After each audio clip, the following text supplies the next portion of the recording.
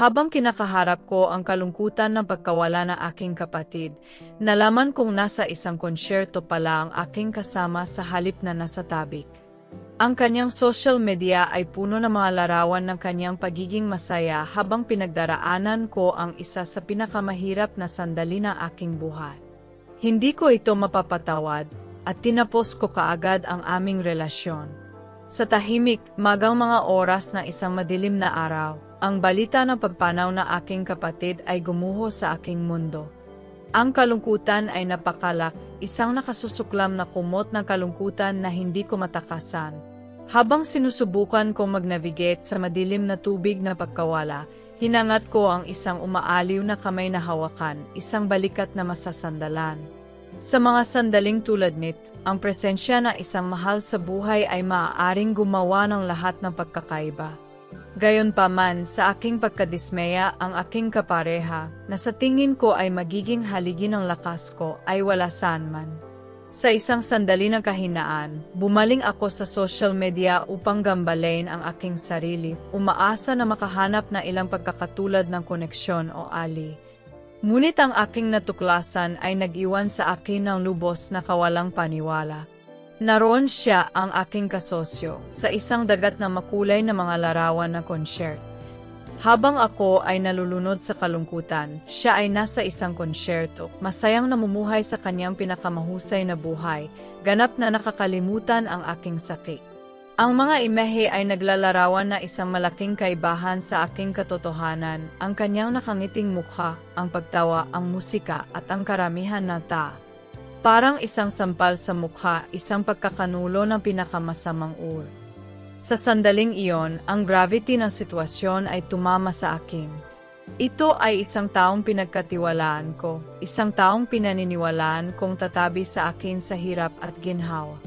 Gayunpaman, sa aking pinakamadilim na oras, kinili niya ang isang panandaliang sandali ng kasiyahan kaysa sa aking matinding pangangailangan para sa suporta. Ang realisasyon ay parehong nakakasakit ng damdamin at nakakainis. Hindi ko mapatawad ang kanyang kawalan at ang pagiging insensitive ng kanyang mga aksyon. Gumawa ako ng mabilis na desisyon. Tinapos ko agad ang relasyon. Ito ay isang mahirap na pagpipilian, ngunit kinakailangan para sa aking sariling pagpapagaling at paggalang sa sarili. Karapat-dapat ako sa isang tao na nandiyan para sa akin, na maunawaan ang bigat ng aking kalungkutan at mag-alok na hindi matitinag na suporta. Habang patuloy akong nagluluksa sa pagkawala ng aking kapatid, natututo din akong maglakbay sa buhay nang wala ang aking kapareha. Ito ay isang paglalakbay ng pagtuklas sa sarili, katatagan at pagpapagaling. Unti-unti akong humahanap ng daan, isa, napapaligiran ng pagmamahal at suporta ng mga tunay na kaibigan at pamilya. Habang lumilipas ang mga araw sa mga linggo, nakita ko ang aking sarili na umikot sa pagitan ng mga sandali na matinding kalungkutan at maikling kislap ng pag-asa. Ang sakit ng pagkawala ng aking kapatid ay palaging sakit, isang paalala na marupok na kalikasan ng buhay.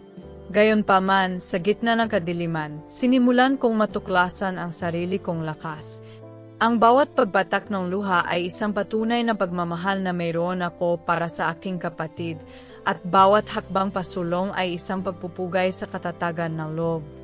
Ang mga kaibigan at pamilya ay nagrally sa paligid ko, ang kanilang presensya ay isang balsamo sa aking sugatang puso.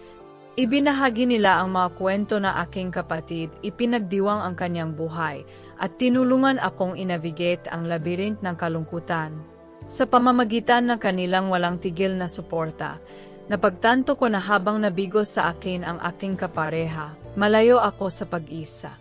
Sa mga sandali ng pag-isa, bumaling ako sa pagsusulat bilang isang paraan ng pagproseso ng aking damdamin. Ang pagkilos ng paglalagay ng panulat sa papel ay nagpapahintulot sa akin na may pahayag ang lalim ng aking sakit at ang pagiging komplikado ng aking mga damdamin. Ang aking journal ay naging isang mapagkakatiwalaan, isang ligtas na lugar upang ibuhos ang aking puso.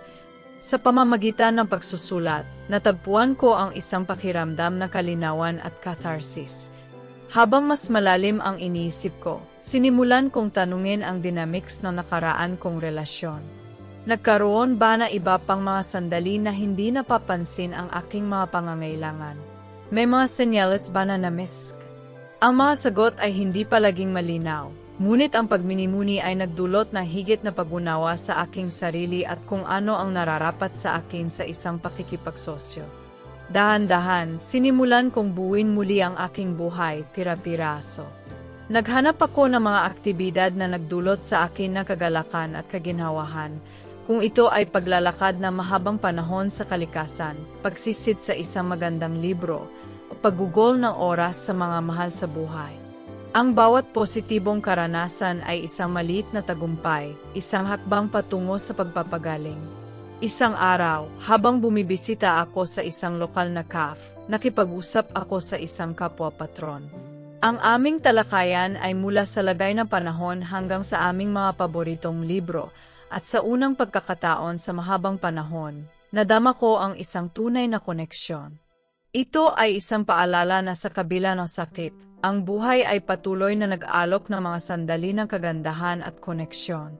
Sa paglipas ng mga buwan, ang bigat ng kalungkutan ay nagsimulang gumaan, kahit na hindi ito ganap na nawala. Ang alaala ng aking kapatid ay nanatiling isang mahalagang bahagi ng aking buhay, at pinarangalan ko siya sa pamamagitan ng pamumuhay ng buo at tunay. Ang pagtatapos ng aking relasyon, kahit masakit, ay naging isang punto ng pagbabago, isang katalista para sa paglago at pagtuklas sa sarili. Sa pamamagitan ng paglalakbay ng pagkawala at pagkakanulok, ako ay naging mas malakas, mas may kamalayan sa sarili at may panibagong kahulugan ng layunin. Nalaman ko na ang tunay na pagmamahal at suporta ay nagmumula sa mga taong nakatayo sa tabi natin sa pinakamadilim na oras natin, at ang pagpapagaling ay isang proseso, hindi isang destinasyon. Habang nagbabago ang mga panahon, nagbago din ang pananaw ko sa buhay at pagkawala. Ang una, hilaw na sakit ng pagkamatay ng aking kapatid ay nagsimulang umunlad sa isang mas malalim na pakiramdam ng pag-alala at pagpupugay. Nakasumpong ako ng aliw sa paggunita sa kanyang buhay sa pamamagitan ng pagsali sa mga aktibidad na dati naming kinagigiliwan. Ang bawat itinatangi na alaala ay naging isang paraan upang mapanatiling buhay ang kanyang spirit. Sa kung ano ang magiging kaarawan niya, nag-organisa ako ng isang maliit na pagtitipon kasama ang malalapit na kaibigan at pamilya. Nagkwentuhan kami, nagtawanan, umiyak, at nagdiwang na kanyang buhay na may taos pusong pag-alala. Araw iyon ng halo-halong emosyon, ngunit nagdala ito ng pakiramdam ng pagsasara at isang paraan upang parangalan ang kanyang alaala. Ang pagtitipon na ito, bagamat nakakasakit, ay binibigyang diin din ang kahalagahan ng komunidad at suporta sa proseso ng pagpapagaling. Habang tinatahak ko ang paglalakbay na ito, sinimulan kong pagnilayan ang aking personal na paglak. Napagtanto ko na ang pagtatapos ng aking relasyon, masakit man ay nagbukas ng mga bagong paraan para sa pagtuklas sa sarili at pagbibigay kapangyarihan. Sinimulan kong pahalagahan ang kahalagahan ng pangangalaga sa sarili at pagtatakda ng mga hangganan. Natutunan kong unahin ang sarili kong mga pangangailangan at kapakanan, na naunawaan ng tunay na pagsasama ay dapat na nakaugat sa paggalang at pag-unawa sa isa't isa. Sa paglipas ng panahon, natagpuan ko ang aking sarili na nagiging mas nasasangkot sa mga dahilan na kinagigiliwan na aking kapatid. Ang pagboluntaryo at pag-ambag sa mga layuning ito ay naging isang makabuluhang paraan upang maihatid ang aking kalungkutan sa isang positibong bagay. Nagbigay ito sa akin na isang pakiramdam ng layunin at koneksyon at isang paraan upang ibalik ang komunidad sa kanyang karangalan. Bawat maliit na kilos ng kabaitan at paglilingkod ay parang isang pagpupugay sa kanyang mapagmahal at mahabagin na spirit. Sa mga sandali ng pagmumuni-muni, bumaling din ako sa kalikasan para sa pagpapagaling. Naging santuwaryo ko ang mahabang paglalakad sa park, paglalakad sa matahimik na tanawin, at tahimik na sandali sa tabi ng tubig.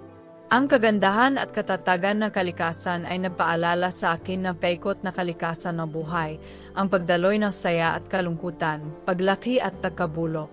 Ang mga karanasang ito ay nagbigay ng pakiramdam ng saligan at kapayapaan na napakahalaga para sa aking paglalakbay sa pagpapagaling. Isang makabuluhang pagbabago ang dumating nang magpasya akong ituloy ang isang bagong libangan na palaging nakakaintriga sa akin, ang pagpipinta. Sa pamamagitan ng sining, nakahanap ako na isang malakas na labasan para sa aking mga damdamin. Ang bawat hagod ng brush, bawat timpla ng mga kulay, ay isang paraan upang may pahayag ang hindi may pahaya. Ang aking mga pintura ay naging isang visual na talarawan na aking paglalakbay, na kumukuha ng mga sandali ng kalungkutan, pag-asa, at paggaling. Pinahintulutan ako ng art na iproseso ang aking mga damdamin sa isang kakaiba at nakakagaling na paraan. Habang patuloy akong nagpinta, sinimulan kong ibahagi ang aking gawa sa iba, nakikilahok sa mga lokal na eksibisyon ng sining at mga online na komunidad. Ang positibong feedback at mga koneksyon na ginawa ko sa mga kapwa-artista ay hindi kapani-paniwalang nakapagpapasigla. Nakakagaan ng loob na malaman na ang aking sining ay sumasalamin sa iba at na maaari akong magbigay na inspirasyon na isang komunidad ng mga malikhaing kaluluwa. Sa buong paglalakbay na ito, humingi din ako ng profesional na suporta. Ang pakikipag-usap sa isang therapist ay nagbigay na isang ligtas na espasyo upang galugarin ang aking mga damdamin at mag-navigate sa mga komplikado ng kalungkutan at pagkawala. Nakatulong sa akin ang therapy na maunawaan ang aking mga emosyon, tukuyin ang mga pattern, at bumuo na malusog na mga mekanismo sa pagkaya. Ito ay isang mahalagang bahagi ng aking proseso na pagpapagaling, at lubos kong inirekomenda ito sa sinumang nahaharap sa mga katulad na hamon. Sa paglipas ng mga taon, natagpuan ko ang aking sarili na nagmumini-muni sa nakaraan na may pakiramdam na pagtanggap at pasasalamat. Ang alaala ng aking kapatid ay naging mapagkukunan ng lakas at ang karanasan ng pagkawala at pagkakanulo ay nagturo sa akin na mahahalagang aral sa buhay. Natutunan ko ang kahalagahan ng katatagan, pakikiramay sa sarili, at ang hindi kapani-paniwalang kapangyarihan ng pagmamahal at suporta mula sa mga tunay na nagmamalasakit. Sa ngayon, patuloy kong pinararangalan ang alaala ng aking kapatid sa iba't ibang paraan, sa pamamagitan ng aking sining, voluntaryong gawain, at sa pamamagitan ng pamumuhay na naglalaman ng mga pagpapahalagang pinanghahawakan niya. Habang ang sakit ng pagkawala niya ay palaging magiging bahagi ko, nakatagpo din ako ng pakiramdam ng kapayapaan at layunin. Ang paglalakbay ng pagpapagaling ay nagpapatuloy, ngunit nagpapasalamat ako sa paglago at pagbabagong dulot nito. Sa patuloy na paglalahad ng tapiserya ng aking buhay, nakahanap ako ng mga bagong pagkakataon at landas na hindi ko naisip noon. Ang sakit ng pagkawala ng aking kapatid ay unti-unting napalitan mula sa isang matalim, araw-araw na kirot tungo sa isang mas malambot, laging kasalukuyang alaala, dahan-dahang hinihimok ako upang mabuhay ng buo at may intensyon. Ang pagtanggap sa mga bagong karanasan ay naging mahalagang bahagi na aking paglalakbay. Nag-enroll ako sa isang cooking class, isang bagay na palaging hinihikayat na aking kapatid na subukan. Ang proseso ng paglikha ng masasarap na pagkain mula sa simula ay nagdala ng isang pakiramdam ng kasiyahan at isang koneksyon sa kanya. Ang bawat pagkaing inihanda ko ay parang isang pagpupugay sa kanyang adventurous na espiritu at sa aming pag-ibig sa pagkain. Sa gitna ng mga bagong pakikipagsapalaran na ito, sinimulan ko ring linangin ang mas malalim na koneksyon sa mga tao sa paligid. Nakipag-ugnayan muli ako sa mga dating kaibigan at bumuo ng mga bagong relasyon batay sa paggalang at pag-unawa sa isa't isa. Ang mga buklod na ito ay nagbigay ng pinagmumulan ng lakas at kagalakan, na nagpapaalala sa akin na kahit sa pinakamadilim na panahon, palaging may mga sinagnang liwanag na makikita.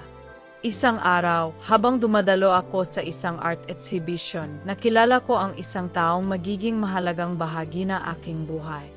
Pinagsama namin ang aming ibinahaging pagpapahalaga sa sining at ang aming mga katulad na karanasan sa pagkawala.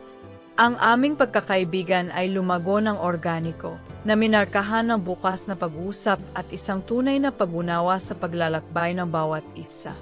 Ang relasyong ito, na binyo sa tiwala at empatiya, ay naging pundasyon ng aking proseso ng pagpapagaling. Habang patuloy akong nagpinta, umunlad ang aking trabaho, na sumasalamin sa mga pagbabago sa aking emosyonal na tanawin. Ang mga tema ng aking mga pintura ay lumipat mula sa kalungkutan at kalungkutan tungo sa katatagan at pag-asa. Ang bawat piraso ay naging visual na representasyon na aking pagunlad, isang patunay na aking kakayahan na malampasan ang kahirapan. Dahil sa inspirasyon na epekto ng sining sa aking pagpapagaling, napasya akong mag-organisa ng isang proyekto sa sining na komunidad. Ang inisyatiba ay naglalayong pagsamasamahin ang mga individual na nakaranas ng pagkawala, ang nagbibigay sa kanila ng isang plataporma upang ipahayag ang kanilang mga damdamin sa pamamagitan ng pagkamalikhain. Ang tugon ay napakalak at ang proyekto ay naging isang magandang pagsasama-sama ng magkakaibang mga kwento at pagpapahaya. Ito ay hindi kapani-paniwalang gumagalaw upang masaksihan ang nakapagpapagaling na kapangyarihan na sining at ang pagkakaisa na lumitaw mula sa mga nakabahaging karanasan.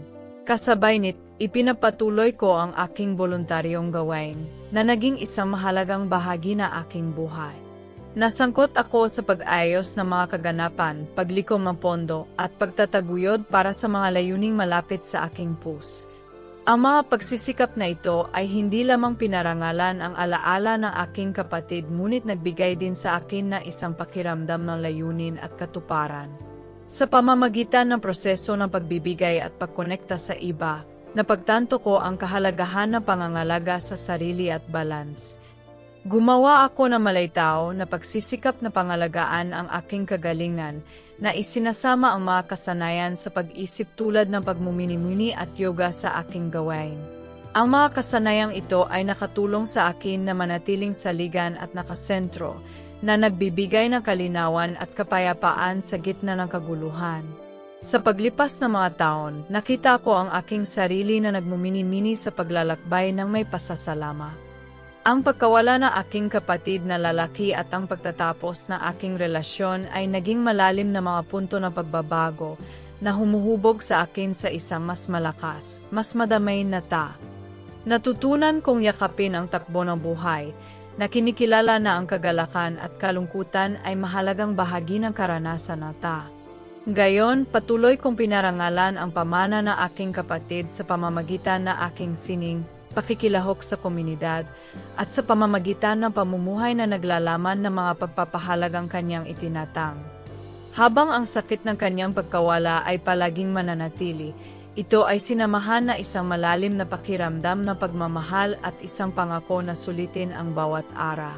Ang paglalakbay ng pagpapagaling ay nagpapatuloy, ngunit nagpapasalamat ako sa paglago, katatagan, at mga koneksyon na lumitaw mula rito. Ang buhay kasama ang lahat na hindi mahuhulaan at kagandahan nito ay patuloy na nagbubukas at determinado akong yakapin ito ng buo, isang hakbang sa isang pagkakataon. Habang ang paglipas ng panahon ay nag-alay na malumanay na yakap nito, natagpuan ko ang aking sarili na unti-unting lumalabas mula sa mga anino ng kalungkutan at humahakbang sa liwanag ng bagong tuklas na kalinawan at layunin. Ang paglalakbay ay mahaba at mahirap, ngunit ang bawat hakbang pasulong ay nagdala ng mas malalim na pag-unawa sa buhay, pag-ibig at katatagan. Isa sa pinakamalalim na napagtanto ko ay ang kahalagahan ng pag-alaga ng mga relasyon na tunay na mahalaga. Gumawa ako ng malaytao na pagsisikap na ipahayag ang pasasalamat at pagpapahalaga sa mga taong tumayo sa tabi ko sa aking pinakamadilim na oras. Ang kanilang hindi natitinag na suporta ay naging isang linya ng buhay, at nais kong tiyakin na alam nila kung gaano sila kahalaga sa akin. Nag-organisa ako ng malilit na pagtitipon, nagsulat ng taos-pusong mga liham, at naglaan ng panahon para sa makabuluhang pakikipag-usap sa mga kaibigan at pamilya. Ang mga galaw na ito ay hindi lamang nagpatibay sa aking mga ugnayan sa kanila kundi nagdulot din ng kasiyahan at kagalakan sa aking sariling buhay. Ito ay isang paalala na kahit na ang pagkawala ay maaaring nakahiwalay, ang koneksyon at pag-ibig ay makapangyarihang panlunas. Bilang karagdagan sa aking mga personal na relasyon, nagsimula akong tumuon sa aking mga profesional na hangarin.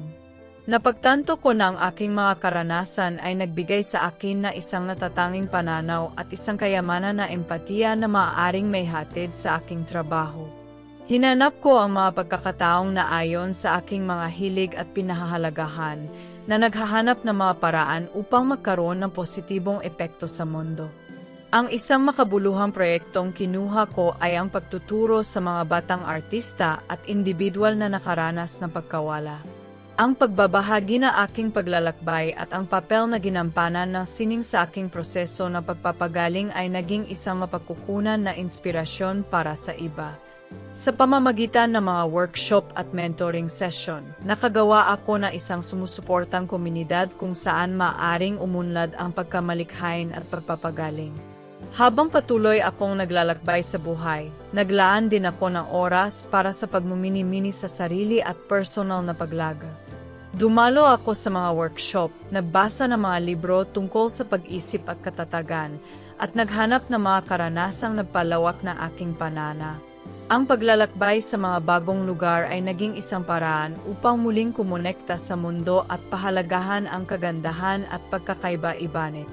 Ang bawat paglalakbay ay nagdala ng mga bagong insight at isang panibagong pakiramdam ng pagkamangha. Isa sa mga pinakanagbabagong karanasan ay ang isang solong paglalakbay sa isang liblib na nayon na matatagpuan sa kabundukan. Ang katahimikan at natural na kagandahan ng lugar ay nag-alok ng perpektong setting para sa pagsisiyasat ng sarili at pagpapagaling. Ginugol ko ang aking mga araw sa paggalugad sa mga magagandang tanawin, pakikipag-ugnayan sa lokal na komunidad, at paglubog ng aking sarili sa kanilang paraan ng pamumuhay. Sa paglalakbay na ito, nakilala ko ang isang matalinong elder na nagbahagi ng malalim na pananaw sa buhay, pagkawala, at pagkakaugnay ng lahat ng bagay. Ang aming mga pag-uusap ay nagiwan na isang pangmatagalang impresyon sa akin na nagpapatibay sa ideya na ang kalungkutan at kagalakan, sakit at pagmamahal ay lahat ng bahagi ng parehong tapiserya. Ang bagong tuklas na karunungan ay naging gabay na liwanag sa aking landas tungo sa pagpapagaling. Pagbabalik mula sa paglalakbay, nakaramdam ako ng panibagong sigla at handang yakapin ang susunod na kabanata ng aking buhay. Ang mga aral na natutunan ko, ang mga koneksyon na ginawa, at ang mga karanasang pinahahalagahan ko ay nagsama-sama upang bumuo na isang mas matatag at mahabagin na bersyon na aking sarili. Habang patuloy akong nagpinta, umunlad ang aking trabaho upang ipakita ang aking paglalakbay at ang mga insight na nakuha. Ang bawat piraso ay naging isang pagdiriwang ng buhay, isang testamento sa kagandahan ng katatagan, at isang pagpapahayag ng pasasalamat para sa pagmamahal at suporta na nagdala sa akin. Ang aking mga eksibisyon sa sining ay naging isang paraan upang ibahagi ang mga kwentong ito sa iba, na nag-alok sa kanila na isang sulyap sa aking mundo at nagbibigay inspirasyon sa kanila upang mahanap ang kanilang sariling mga landas sa pagpapagaling. Sa paglipas ng mga taon, naunawaan ko na ang pagpapagaling ay hindi isang linear na proseso, kundi isang tuloy-tuloy na paglalakbay. Palaging may mga sandali ng kalungkutan at pananabik, ngunit nabalans sila ng mga sandali ng kagalakan, pagmamahal at taglak. Ang pagtanggap sa balanseng ito ay nagbigay daan sa akin na mamuhay ng buo at totoo, na pinarangalan ang sakit at ang kagandahan ng buhay. Gayon, habang nakatayo ako sa threshold ng mga bagong simula, dala ko ang mga alaala ng aking kapatid at ang mga aral ng aking paglalakbay. Sila ay naging mahalagang bahagi ng kung sino ako, humuhubog sa aking pananaw sa buhay at gumagabay sa akin patungo sa isang hinaharap na puno ng layunin at pag-asa. Bagamat may sariling hamon sa hinaharap, handa akong harapin ang mga ito ng may lakas, katatagan, at pagmamahal na nagdala sa akin hanggang gayon. Habang patuloy na lumilipas ang mga taon, natagpuan ko ang aking sarili na lumalaki sa mga paraan na hindi ko naisip. Ang aking mga karanasan, kahit masakit, ay humubog sa akin na maging isang taong may mas malaling empatiya at katatagan. Ang bawat bagong araw ay isang pagkakataon upang buuin ang lakas na natuklasan ko sa aking sarili. Isang makabuluhang milestone sa aking paglalakbay ay ang desisyon na magsulat ng isang talarawan. Matagal nang umusok ang ideya sa aking isipan, at sa wakas ay naramdaman kong handa na akong ibahagi ang aking kwento sa mas malawak na madla. Ang pagsusulat ng memoir ay parehong cathartic at mapaghamon. Kinailangan kong balikan ang ilan sa mga pinakamadilim na sandali ng aking buhay, Ngunit pinayagan din ako nitong pagnilayan ang paglaki at paggaling na naganap. Ang proseso ng pagsulat ay nagdala na isang kahulugan ng kalinawan at layunin. Nais kong lumikha ng isang salaysay na tapat at hilaw, ngunit may pag-asa at katatagan din. Ang aking layunin ay upang mag-alok sa mga mambabasa ng isang sulyap sa mga komplikado ng kalungkutan at ang hindi kapani-paniwalang kapangyarihan ng pagpapagaling. Habang isinulat ko ang bawat kabanata, napagtanto ko na ang aking kwento ay hindi lamang tungkol sa pagkawala, kundi pati na rin sa pag-ibig, koneksyon, at hindi matitinag na espiritu ng tao. Sa suporta ng mga kaibigan at kapwa manunulat, natapos ko ang manuskrito at nakahanap ako ng isang publisher na naniniwala sa kahalagahan na aking kwento. Ang araw na nai-publish ang aking memoir ay isa sa napakalaking pagmamalaki at tagumpay. Ito ay isang patunay sa paglalakbay na aking ginawa at ang lakas na natagpuan ko sa aking sarili. Habang ang libro ay umabot sa mga mambabasa, nakatanggap ako ng pagbuhos ng mga mensahe mula sa mga taong naantig sa aking kwento. Ibinahagi nila ang kanilang sariling mga karanasan ng pagkawala at paggaling, at nagpahayag na pasasalamat para sa aliw at inspirasyon na natagpuan nila sa aking mga salita. Ang mga koneksyon na ito ay nagpatibay sa ideya na ang pagbabahagi ng aming mga kwento ay maaaring lumikha ng makapangyarihang mga bono at magsulong na isang pakiramdam ng komunidad. Bilang karagdagan sa pagsusulat, patuloy kong pinalawak ang aking mga pagsisikap sa sining. Ang aking mga painting ay naging isang sentral na bahagi ng aking pagkakakilanlan at isang paraan upang kumonekta sa iba. Nag-organisa ako ng mga art workshop at eksibisyon.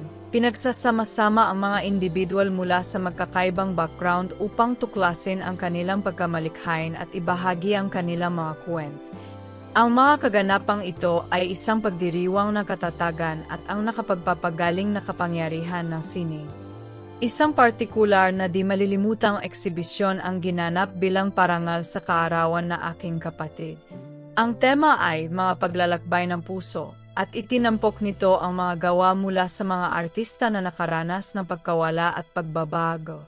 Ang kaganapan ay isang magandang pagsasama-sama ng mga damdamin, na ang bawat piraso ay nagsasabi ng isang natatanging kwento ng pag-ibig, kalungkutan at pag-asa.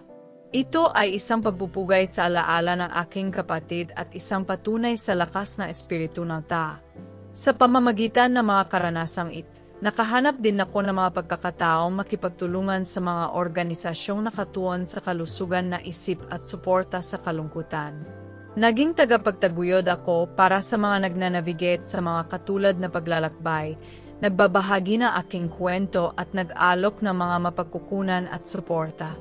Ito ay hindi kapani-paniwalang kasyasya na malaman na ang aking mga karanasan ay maaaring makatulong sa iba na mahanap ang kanilang sariling mga landas sa paggaling.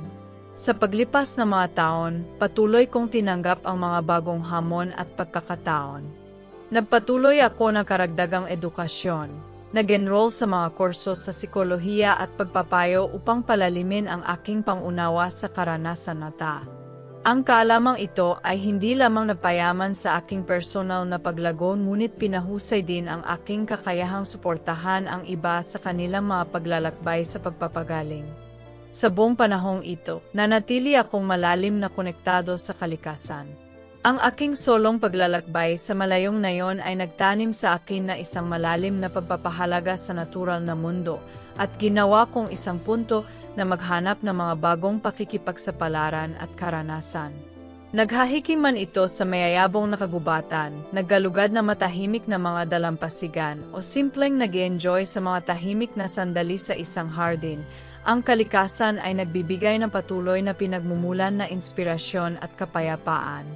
Isa sa mga pinakanagbabagong sandali ay dumating sa panahon na isang retreat sa isang baybaying bayan.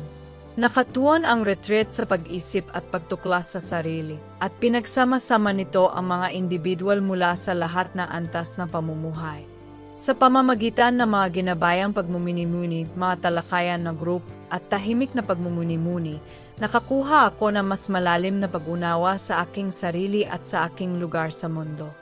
Sa isang partikular na nakakaantig na sesyon ng pagmumini-mini, naramdaman ko ang koneksyon sa espiritu ng aking kapatid. Para bang kasama ko siya, nag-alok ng aliw at gabay. Ang karanasang ito ay nagpatibay sa ideya na ang ating mga mahal sa buhay ay nananatili sa atin sa mga paraan na higit sa pisikal na kaharian. Ito ay isang sandali na malalim na pagpapagaling at isang paalala na ang pag-ibig ay nananatili sa kabila ng mga hangganan ng buhay at kamatayan. Pagbalik ko mula sa retreat, dala ko ang panibagong kahulugan ng layunin at kalinawan. Patuloy kong pinarangalan ang alaala ng aking kapatid sa pamamagitan na aking sining, pagsusulat, at gawaing advokasya, habang pinangangalagaan din ang aking sariling kapakanan at personal na paglago. Ang paglalakbay ng pagpapagaling ay patuloy, ngunit tinanggap ko ito bilang isang panghabambuhay na proseso, isa na puno ng mga sandali ng kagandahan, koneksyon at pagbabago. Sa sumunod na mga taon, nagpatuloy ako sa pagbuo ng isang buhay na mayaman sa kahulugan at layunin. Pinahahalagahan ko ang mga relasyon na nagpapanatili sa akin, nagtaguyod ng mga hilig na nagdulot sa akin na kagalakan, at nanatili nakatuon sa paggawa ng positibong epekto sa mundo. Sa lahat ng ito, dinala ko ang alaala ng aking kapatid sa aking puso, isang palaging pinagmumulan na inspirasyon at lakas. Ang kwento ng pagkawala at pagkakanulo ay naging isang kwento ng katatagan, pag-ibig at pag-asa. Ito ay isang testamento sa hindi kapani-paniwalang kapasidad na espiritu ng tao na magpagaling at magbag.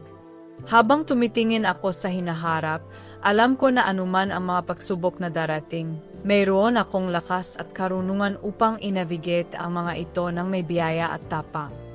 Habang patuloy kong tinatanggap ang paglalakbay ng pagpapagaling at paglago, natuklasan ko ang mga bagong aspeto ng aking sarili at ng mundo sa paligid. Ang bawat araw ay isang pagkakataon upang mag-explore, at makipag-ugnayan sa iba sa makabuluhang paraan.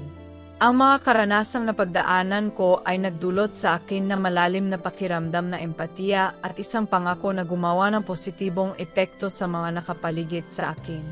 Isa sa pinakakasyasyang aspeto ng aking paglalakbay ay ang mga koneksyon na ginawa ko sa pamamagitan ng aking gawaing pagtataguyod.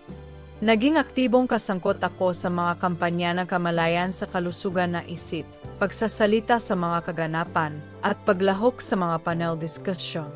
Ang pagbabahagi na aking kwento sa mga platform na ito ay nagbigay daan sa akin na maabot ang mas malawak na madla at mag-alok ng suporta sa mga nahihirapan sa kanilang sariling mga laban.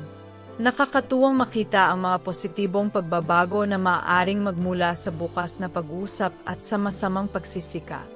Bilang karagdagan sa pampublikong pagsasalita, nakipagtulungan din ako sa iba't ibang mga organisasyon upang bumuo ng mga mapagkukunan para sa mga individual na nakikitungo sa kalungkutan at pagkawala. Gumawa kami ng mga workshop, grupo ng suporta, at online na komunidad kung saan maaaring magsama-sama ang mga tao upang ibahagi ang kanilang mga karanasan at magkaroon ng kaaliwan sa pag-alam na hindi sila nag-isa.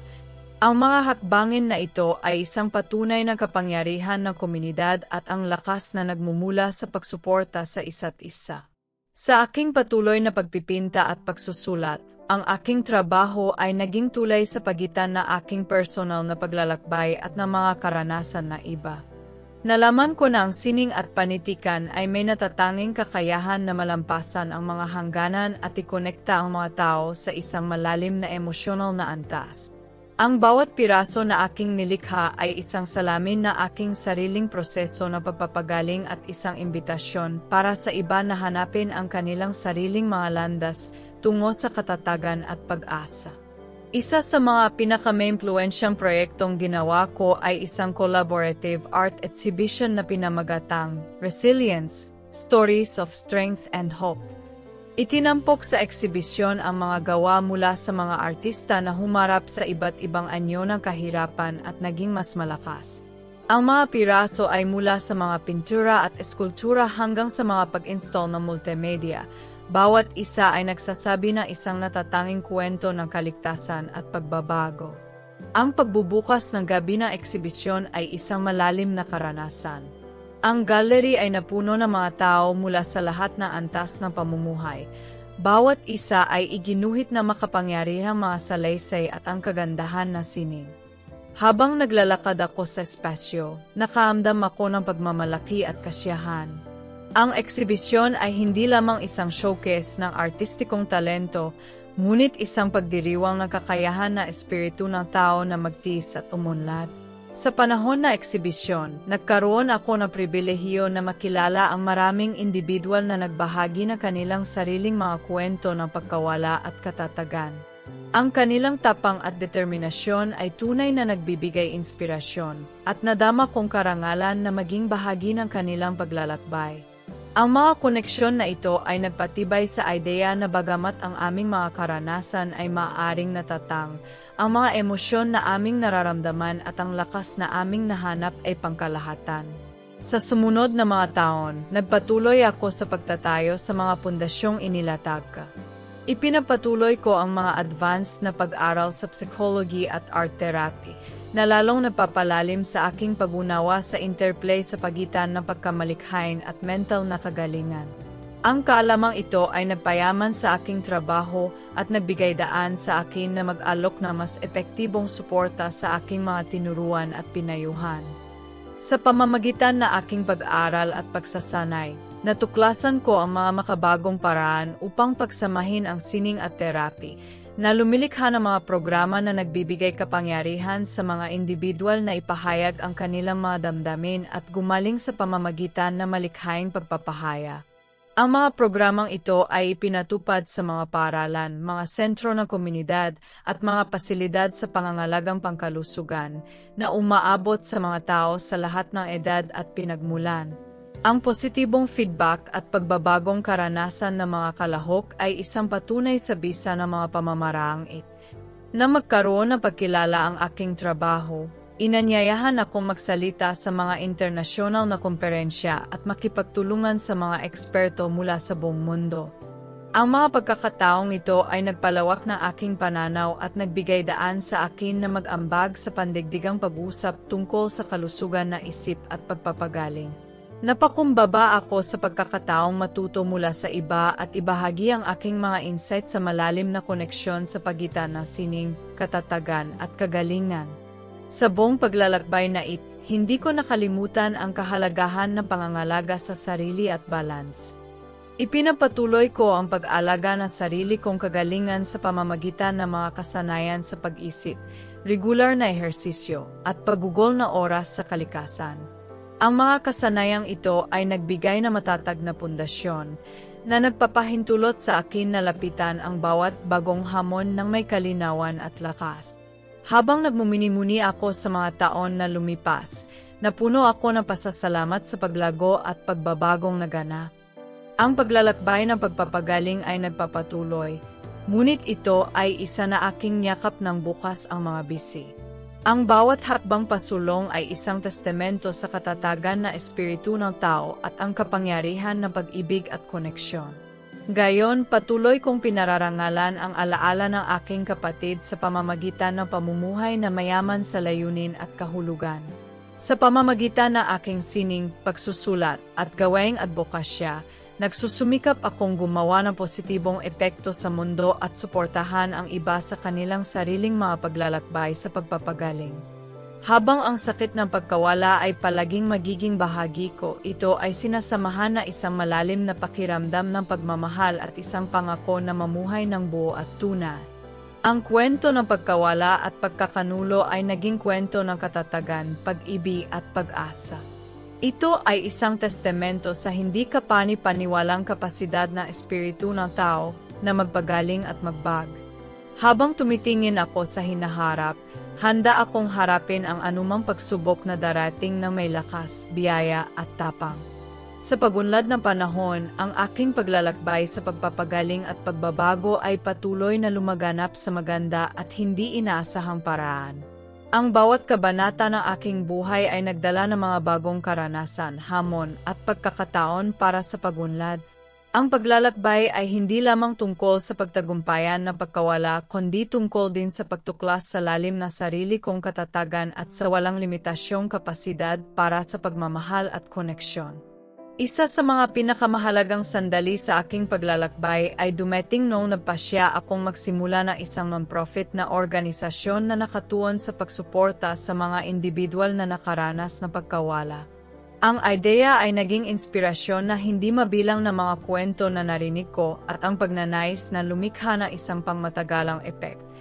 Ang organisasyon na pinangalanang Wings of Hope ay naglalayong magbigay ng mga mapagkukunan, pagpapayo at isang sumusuportang komunidad para sa mga nagnanavigate sa mga komplikado ng kalungkutan. Ang paglulunsad ng non-profit ay parehong nakagagalak at nakakatakot. Nangangailangan ito ng napakalaking dedikasyon, pakikipagtulungan at isang malinaw na panana. Sa suporta ng mga masigasig na individual na nagbahagi sa aking misyon, nakapagtatag kami na isang network ng mga voluntaryo, mga profesional sa kalusugan ng isip at mga kasosyo sa komunidad. Sama-sama, lumikha kami na isang hanay na mga programa na idinisenyo upang mag-alok ng panlahatang suporta, mula sa grief counseling at art therapy workshops, hanggang sa mga seminar na pang-edukasyon at mga grupong sumusuporta sa peer.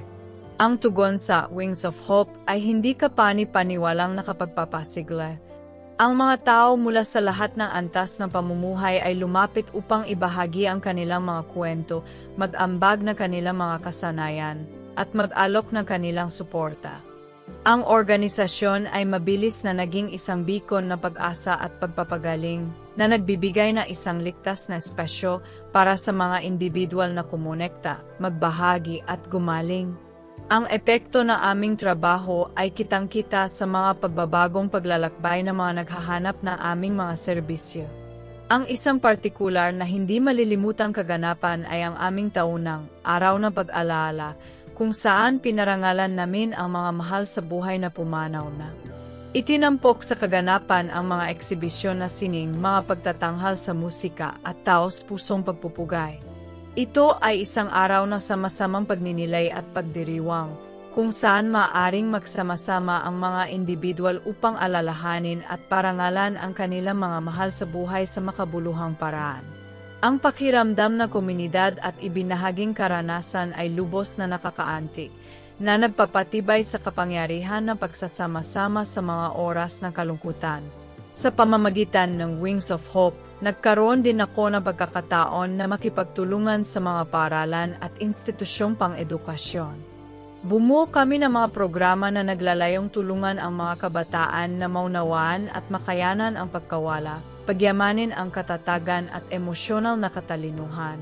Ang mga hakbangin na ito ay naging instrumento sa paglikha ng isang mas mahabagin at sumusuportang kapaligiran para sa mga mag-aral, guro at pamilya.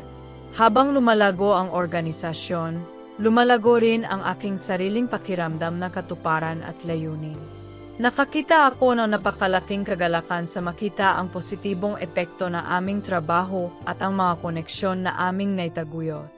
Ang bawat kwento ng tagumpay, bawat sandali ng pagpapagaling ay isang patunay ng lakas ng espiritu ng tao at ang kahalagahan na suporta at komunidad. Sa aking personal na buhay, patuloy kong inalagaan ang mga relasyon na naging haligi ng aking lakas. Ang mga ugnayang nabuo ko sa mga kaibigan, pamilya, at mga bagong koneksyon ay nanatiling pinagmumulan ng kaaliwan at kagalakan. Ang mga relasyong ito ay binuo sa pundasyon ng paggalang, pag-unawa, at pagmamahal sa isa't isa, at pinayaman nila ang aking buhay sa hindi mabilang na mga paraan. Nagpatuloy din ako sa paggalugad ng aking mga hilig at interes.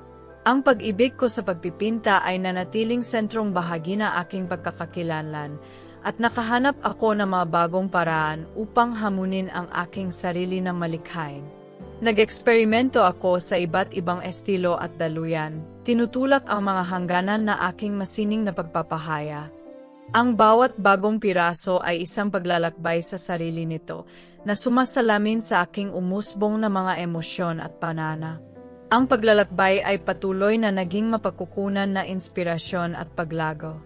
Bumisita ako sa mga lugar na lagi kong pinapangarap, isawsaw ang aking sarili sa magkakaibang kultura at karanasan. Ang bawat paglalakbay ay nagbigay ng mga bagong insight at isang panibagong pagpapahalaga sa kagandahan at pagkakaiba-iba ng mundo.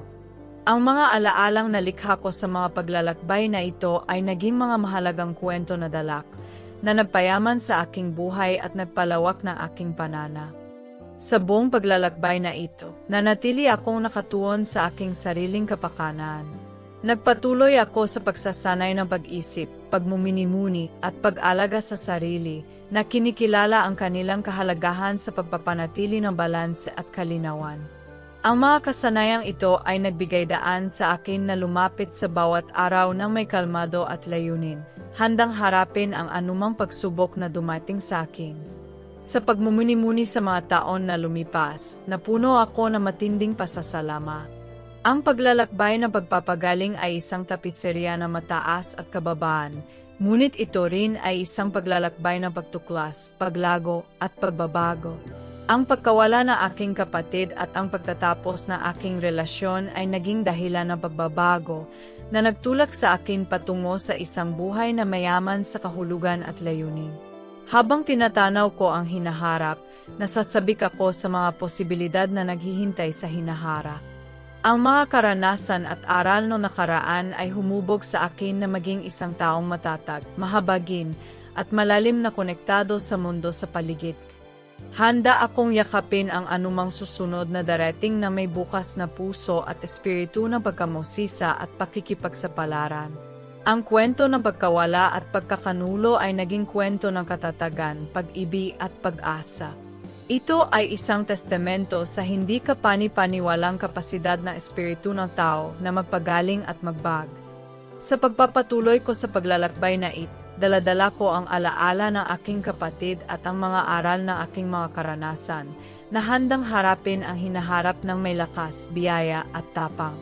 Habang nakatayo ako sa threshold ng bagong kabanata na ito, inisip ko ang kahangahangang paglalakbay na nagdala sa akin dito. Ito ay isang paglalakbay na minarkahan na matinding pagkawala, pagtataksil, pagpapagaling, at sa huli, pagbabago.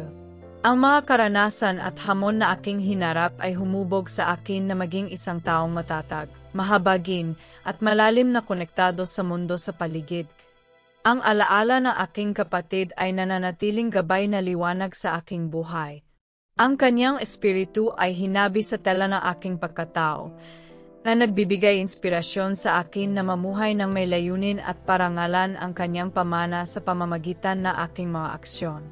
Bawat hakbang ko ay isang pagpupugay sa kanyang alaala, isang patunay ng pagmamahalan at kagsasama na aming pinagsaluhan. Sa pamamagitan ng pagtatatag ng Wings of Hope, nakahanap ako ng paraan para may hatid ang aking kalungkutan sa isang bagay na makabuluhan at may epekto. Ang organisasyon ay naging isang bikon na suporta at pagpapagaling para sa hindi mabilang na mga individual, na nagbibigay na espasyo kung saan sila makakahanap ng aliw, koneksyon at pag-asa. Ang gawaing ginagawa namin ay isang patunay sa lakas ng komunidad at sa kapangyarihan ng pagsasama-sama upang suportahan ang isa't isa. Sa aking personal na buhay, patuloy kong pinangangalagaan ang mga relasyon na naging haligi ng aking lakas. Napakahalaga ng pagmamahal at suporta ng mga kaibigan at pamilya, at pinahahalagahan ko ang mga sandaling pinagsasaluhan natin. Ang mga koneksyon na ito ay isang palaging paalala na hindi tayo tunay na nag-isa, kahit na sa ating pinakamadilim na panahon. Ang aking masining na paglalakbay ay nananatiling mahalagang bahagi na aking pagkakakilanlan. Ang bawat pagpipinta, bawat piraso na sining ay isang pagpapahayag na aking mga damdamin, aking mga karanasan, at aking paglak. Sa pamamagitan na sining, nakahanap ako ng paraan upang kumonekta sa iba, upang ibahagi ang aking kwento, at magbigay na inspirasyon sa katatagan at pag-asa. Ang proseso ng paglikha ay patuloy na pinagmumulan ng pagpapagaling at kagalakan. Habang tinitingnan ko ang hinaharap, napuno ako ng kasiyahan at pag-asa. Ang paglalakbay ng pagpapagaling ay patuloy, at handa akong yakapin ang anumang nasa unahan ng may bukas na puso at espiritu ng pagkamusisa at pakikipagsapalaran. Ang mga aral na natutunan ko, ang mga koneksyon na ginawa ko, at ang katatagan na natuklasan ko ay gagabay sa akin sa patuloy kong pag-navigate sa mga komplikado ng buhay. Ang kwento ng pagkawala at pagkakanulo ay naging kwento ng katatagan, pag-ibig, at pag-asa. Ito ay isang patunay sa hindi kapani-paniwalang kapasidad ng espiritu ng tao na magpagaling, magbago, at makahanap ng kahulugan at layunin kahit nasa harap ng kahirapan. Habang sumusulong ako, dala ko ang lakas, karunungan, at pagmamahal na naging pundasyon na aking paglalakbay. Maaring magtatapos na ang kabanatang ito, ngunit ang kwento ay malayong matapos. Ang hinaharap ay puno ng mga posibilidad, at handa akong harapin ito na may lakas ng loob, biyaya, at isang hindi natitinag na paniniwala sa kapangyarihan ng pag-ibig at koneksyon. Sa bawat bagong araw, patuloy kong pinaarangalan ang alaala ng aking kapatid at mamuhay na isang buhay na mayaman sa layunin at kahulugan.